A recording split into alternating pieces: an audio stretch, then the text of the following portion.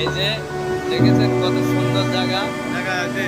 এই যে সৌদি আরব বুঝছেন ইয়েতে আছি আমরা সিমেন্ট ফ্যাক্টরি এগুলা আমরা এখানে কাজ করি। আর আমার বন্ধু কেরামত আলী বন্ধুরে আমি নিয়ে আইছি আজকে বিগত 1 মাস হয়ে গেছে।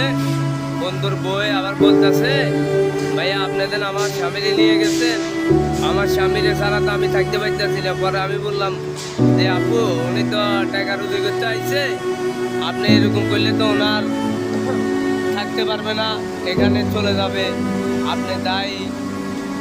আমার ভাবি খুব কষ্ট করতেছে, ঠান্ডার দিন উনি খুব কষ্ট করতেছে, আমার বাইরে পাইতেছে না এই কেরামত আলীরে বুঝছেন। তা আপনারাই বলেন আমি এখন তারে কি করবো, কি বাংলাদেশে পাঠাই দিব? তারপর কথা শুনে না এখানে রাখবো, আপনারা আমারে বলবেন।